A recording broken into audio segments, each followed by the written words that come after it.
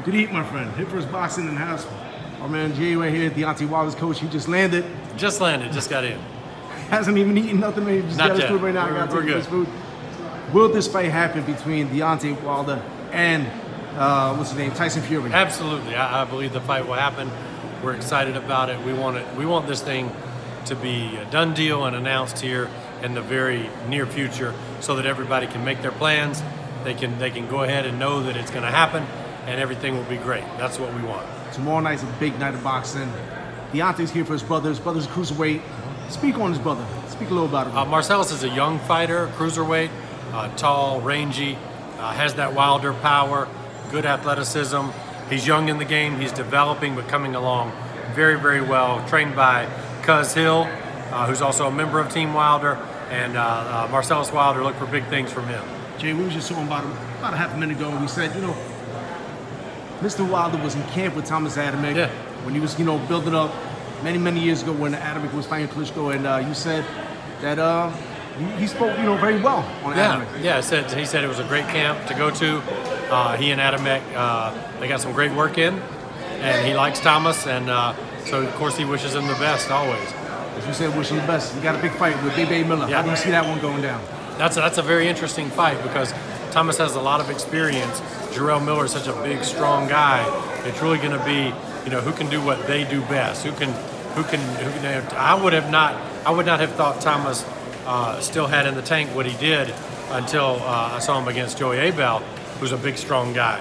So coming off that, Thomas is coming off a real good win, and this is a big step. And of course, Jarrell Miller, he's wanting big things in his career, so it should be a great fight. 3 wins back-to-back for Thomas Adamek. I mean, officially he wanted to say after the Eric Molina that he's going to retire. When he realized he had that fire in his tank, he still said to himself, you know what, and it's not about a money thing. Because Adamek is one of those fighters that financially is set up very well, man. He got his own real estate, he got his own houses. He's set for life. He don't need to get back in the ring, but that fire inside says to himself, you know what, I got to show the world I can still do it. He beat Fred Cassidy, he beat Holman, and you said like Joey Abel. You know what I mean? Someone that came to Poland and beat, what's his name, Zimnov, knocked out Zimnov, beat West No Fire with no problem here in the U.S., and he gets knocked out by Thomas Adamek. So it could be a surprise right there. It should be a really good fight. I think everybody expects that Thomas is so crafty that he will have early success.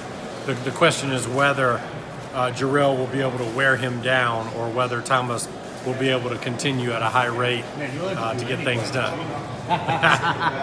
What's up, Steve? Come here, Steve. How are you, brother? 1 second, Steve. Stay right here. But I know this guy a long time. So we're talking about Thomas Adamek and Big Bay Miller. How do we see that one going down? Oh, well, Adamek is up there in years, man. This guy who's been through a few wars. I said early, Adamek should have some success. But does he get worn down? I mean, Adamek is a former 175-pounder. He's fighting a guy who's about 300, 750 pounds. So it's obviously you got to make Big Baby just on form, make him a big favorite. One last one. Tomorrow night, Adam Kovnowski, Charles Martin. How do you see that one going down? And you know, it's actually, in a way, it's a fight that I think is a dark horse fight. I really look forward to it because of the styles.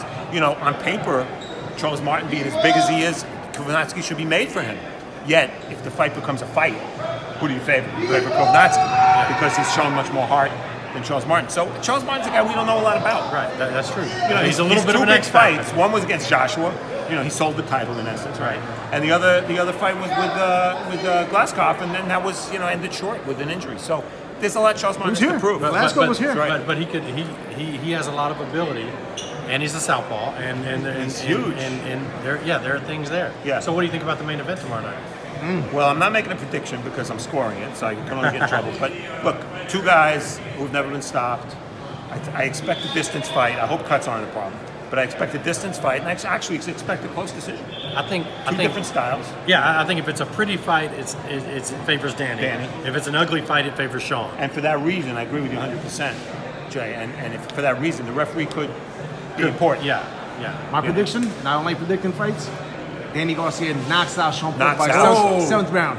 I got a feeling that left Danny's hook, right? coming in. He's coming in to show business on this one. After his last fight, let's talk about Wilder and Fury now. This is a fight of enormous magnitude. This is a fight that it's must-see TV. You know, for some reason, they kind of snuck up on us. Like 6 months ago, we weren't talking about it. Right. You know, it was all Joshua Wilder. Right.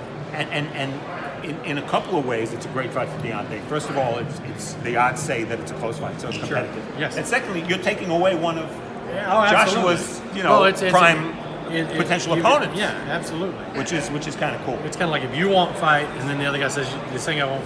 Why don't we fight each other?" Right. You know, type of a thing. And I think the great thing about it is, everybody says he's been inactive, which is true. But Fury will have fought twice since Deontay fought. Right. This is quite a layoff for Deontay. Right. And Deontay loves to be busy. Yeah, Deontay's not the kind of guy that handles inactivity well. Like he wants to fight. He's the kind of guy that would unify the titles and the organization say, we got to fight our mandatory in 2 months, and Deontay's like, yes. Yeah. And you got to fight ours in 3 months. Yes. That's how you keep a title. Like That's he's the guy that would fight 4 or 5 And times. for the record, because I did the research, Fury Wilder will be the second tallest matchup in heavyweight title fight history. Not Back in Randy Lewis? No, value ever. 7-footer against Jamel McCline. Oh, wow. So, but number 2. So, wow. Listen, thank you for everything. Have a great weekend. We forgot you were there. We were just talking. That's the best interview.